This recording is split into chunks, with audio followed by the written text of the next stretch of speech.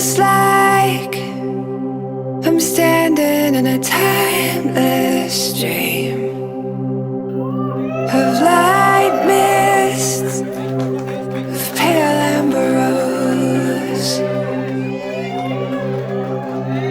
Feels like I'm lost in a deep cloud of heavenly scent, touching, discovering you.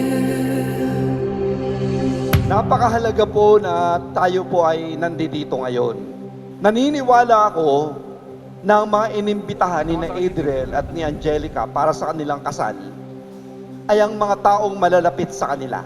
As we lay there under a blue sky with pure white stars. Love, finally after 10 years, nandito na tayo. Our road to forever.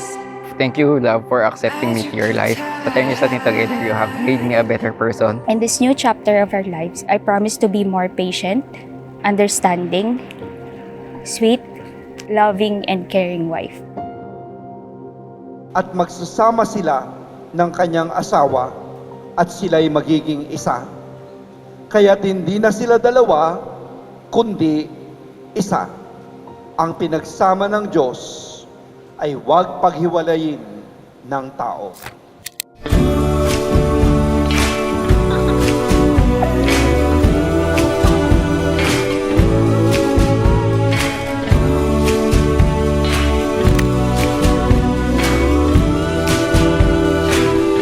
Baby, I'm yours.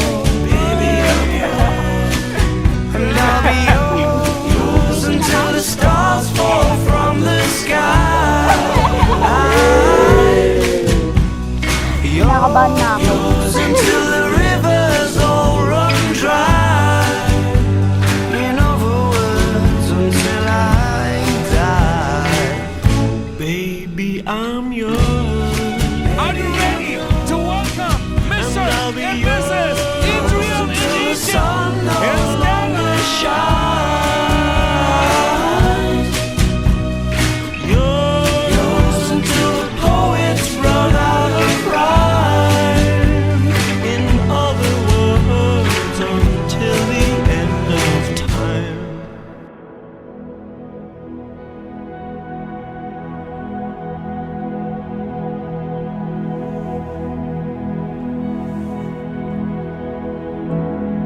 Sweet. Hi, love. So, this is it.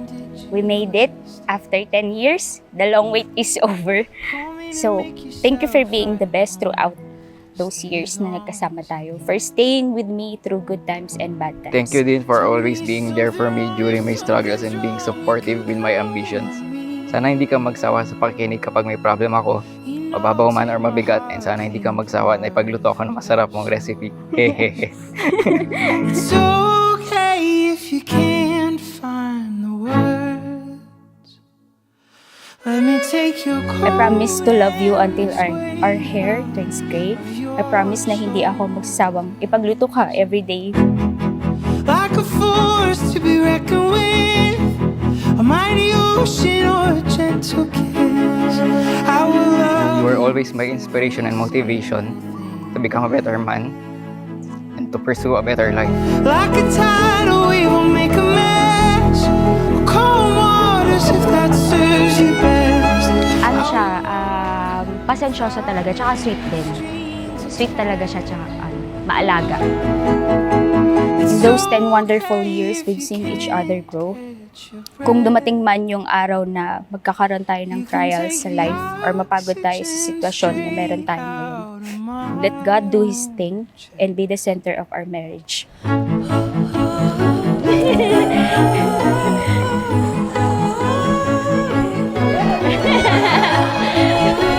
Gaganda nyo!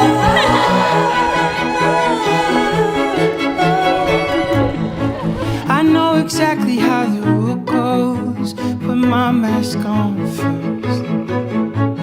Hindi madali yung 10 years natin, especially years of LDR. But still we managed to make it work to get to work gaano man tayo kalayo sa isa't isa. Now that we're together, I promise that we'll be stronger than ever. I will always be here for you.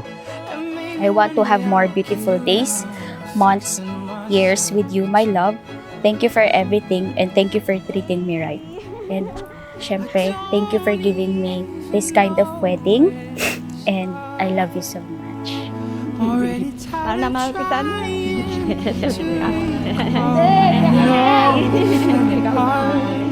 I just wanna love you, to love you, to love you well. I just wanna learn how to somehow be loved myself. Like a force to be reckoned with, a mighty ocean or a gentle kiss. I will love you without any strings attached. And what a privilege it is to love, a great honor to hold you.